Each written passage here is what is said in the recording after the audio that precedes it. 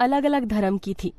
एक बहू हिंदू धर्म की रुचि, क्रिश्चियन धर्म की अलीना, मुस्लिम धर्म की हयात, पंजाबी धर्म की जसलीन, जो कि काफी अच्छी थी।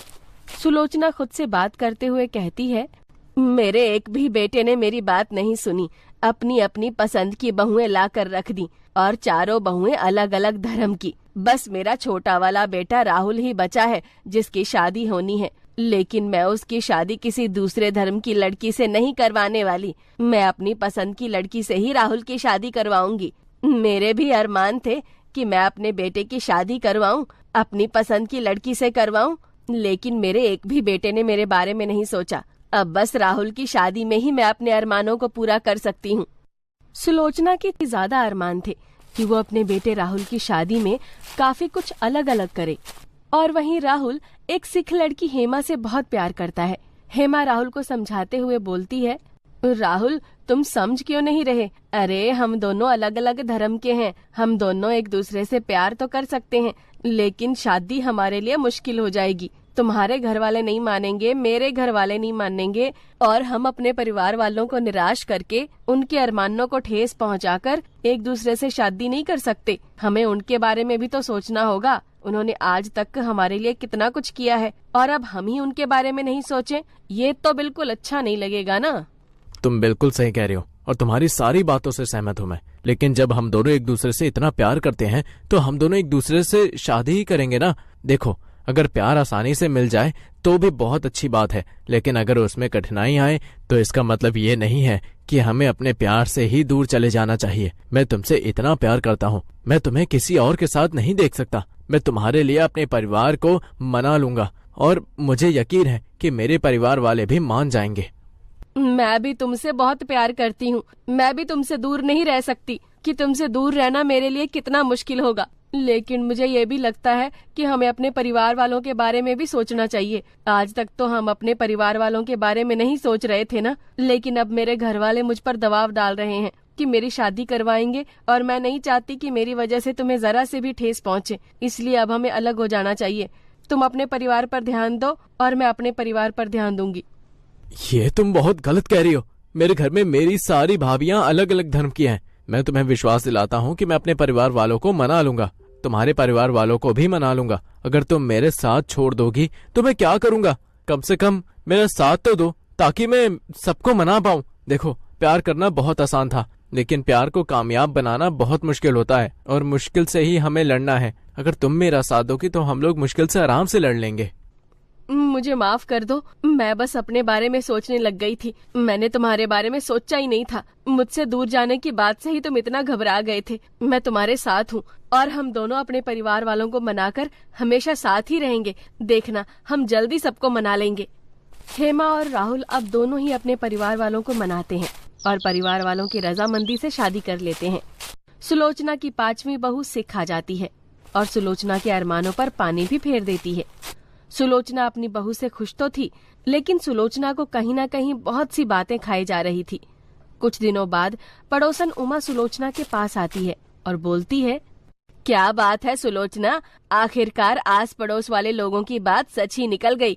तेरी 5वीं बहू भी अलग धर्म की ही आई। वैसे कुछ भी हो, तूने पता नहीं कितने सपने देखे होंगे अपने बेटों की शादी के लिए, लेकिन तेरे एक भी बेटे की शादी तेरे पसंद की लड़की से नहीं हुई, और बहुएं भी तो अलग अलग धर्म की आई हैं।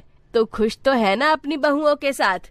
तू यहाँ मेरी खुशी पूछने आई है या फिर अपनी पार्टी का बंदोबस्त करने के लिए आई है? मुझे अच्छे से पता है तू यहाँ क्यों आई है, इसलिए ज्यादा घुमा फिरा कर बातें मत कर। जो भी बात है सीधा सीधा बोलना। मैं तो बस ये कहने आई हूँ कि अब तो तेरे 5 बेटों की शादी हो गई है। घर में कोई दावत का तो प्रोग्राम बना। आस पड़ोस के लोग तेरे घर की दावत का इंतजार कर रहे हैं। 5 धर्म की बहू आई हैं। 5 धर्म की बहू अगर खाना बनाएंगी तो अलग अलग व्यंजन खाने को मिलेंगे। बता तो सही, दावत कब रख रही है? मुझे कुछ नहीं पता। मेरी मर्जी से इस घर में कुछ नहीं हो रहा है, इसलिए मुझसे कुछ मत पूछ। अगर तुझे दावत का प्रोग्राम जानना है तो जाकर मेरी 5 बहुओं से पूछ ले। लेकिन मुझे अपनी बहुओं से कोई शिकायत नहीं है, लेकिन मैं खुश भी नहीं हूँ। मैं करूँ भी तो क्या करूँ? मेरे बेटों ने मेरी नहीं सुनी तो मैं बहू से कैसे शिकायत करूँ? और वैसे भी दावत का तो बिल्कुल भी मन नहीं है। 4 लोग आएंगे, 4 सवाल करेंगे, इससे अच्छा तो कोई दावत ही ना हो। सुलोचना काफी उदास रहने लगी थी। ये सब उसकी 5 बहुएं काफी नोटिस कर रही थी। एक दिन सुलोचना जब अपने कमरे में अकेले बैठी होती है तो सुलोचना की 5 बहुएं उसके पास जाती हैं और रुचि अपनी सास से कहती है, माँ जी क्या बात है, हम कई दिनों से देख रहे हैं कि आप कुछ ज्यादा ही उदास लगती हैं। माँ जी कोई बात है तो हमें बताइए ना, हम आपकी बहुएं हैं, भले ही आपके बेटों की पसंद से आई हैं, लेकिन है तो हम सब आपकी बहू ना। अम्मी जान बोलिए ना, कोई परेशानी है तो, कोई मसला है तो हमें बताइए। तुसी चिंता मत करो मम्मी जी, 5 बहुएं हैं आपकी, 5 बहुओं को अपनी शिकायतें बता दो, चुटकियों में आपकी परेशानियां हल हो जाएंगी। बताइए ना मम्मी जी क्या दिक्कत है आपको। यस मॉम, हम आपके साथ हैं। अगर हमें आप बताएंगी कि आपको क्या प्रॉब्लम है तो देखना गॉड भी आपकी प्रॉब्लम को जल्दी से सॉल्व कर देंगे। बताइए ना मॉम, हम आपके साथ हैं, हम आपको कभी भी अपसेट नहीं देख सकते, पर कुछ दिनों से आप अपसेट दिख रही हैं, इसलिए हमें बिल्कुल भी अच्छा नहीं लग रहा है। अरे तुम 5 मेरी परेशानियां हो, तुम 5 अलग अलग धर्म की बहुएं हो और आस पड़ोस के लोग मुझसे दावत मांग रहे हैं। मैं कैसे दावत दे दूं? तुम 5 अपने अपने धर्म का खाना बना दोगी और कोई कुछ बना दे जो लोगों को पसंद ना आए, पूरा बवाल खड़ा हो जाए, तब मैं क्या जवाब दूंगी? इसलिए मुझे बिल्कुल अच्छा नहीं लग रहा। तुम 5 से मुझे शिकायत नहीं है, लेकिन मैं खुश नहीं हूँ। मैं साफ साफ बता रही हूँ, मैं कहीं भी मुंह नहीं दिखा सकती क्योंकि मेरी 5 अलग अलग धर्म की बहुएं आई हैं। अपनी सास की बातें सुनकर 5 बहुएं सुलोचना के कमरे से बाहर आती हैं और सबसे छोटी देवरानी हेमा बाकी 4 से बोलती है, माँ जी बहुत परेशान है, उन्हें यही बात खाए जा रही है कि उनके 5 बेटों की शादियां हो गई और उन्होंने कोई दावत नहीं दी। लोग उनसे दावत मांग रहे हैं, उनसे पार्टी मांग रहे होंगे, लेकिन वो खुश नहीं है तो कैसे दावत दे सकती हैं? लेकिन हम उनकी बहुएं हैं और 5 बहुओं को अपनी सास को खुश करना पड़ेगा, इसलिए हम दावत करेंगे, ठीक है? 5 बहुएं मिलकर आस पड़ोस के लोगों को, नाते रिश्तेदारों को दावत के लिए बुला लेती हैं और अगले दिन जब दावत होती है तो सारी तैयारियां वो खुद ही करती हैं। 5 धर्म की बहुएं अपने अपने धर्म का बेस्ट खाना बनाती हैं जिससे लोगों को कोई परेशानी ना हो। सब लोग आ जाते हैं और दावत शुरू हो जाती है। तभी सुलोचना भी बाहर आती है और लोगों को देखती है। वो अपनी बड़ी बहू से बोलती है, ये सब क्या हो रहा है? हमारे घर में दावत हो रही है और मुझे इस बारे में किसी ने कुछ बताया क्यों नहीं? और दावत में तुम लोगों ने क्या बनाया? कोई परेशानी तो नहीं होगी ना? मुझे तो डर लग रहा है।